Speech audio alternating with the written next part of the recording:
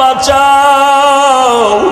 মূসা নবী উম্মতের কথা বলিয়া বলবে, আল্লাহ আমারে বাঁচাও, সইতে পারি না হাসরের ময়দানের ভয়ঙ্কর অবস্থা, সহ্য করতে পারি না। ইব্রাহিম নবী কাঁদবেন, আমাকে বাঁচাও।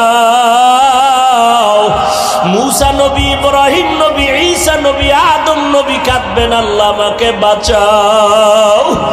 আমার আম্মা জান বলে, নবী তখন আপনি হাসরের ময়দানে কি করবেন?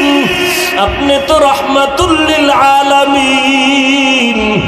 আমার মায়ার নবী কান্না করে বলেন, আয়েশা ওই সময় আমি উম্মতের ভুলে যাব না রে আয়েশা। আমি তখন আমাকে বাঁচানোর চিন্তা করব না, আমি তাৎক্ষণিকভাবে আমি মাকামে মাহমুদে মাওলার দরবারে সিজদায় পড়ে যাব আর কান্না করে বলবো, আল্লাহ আমার উম্মতের বাঁচাও, ও আল্লাহ আমার উম্মতের কই,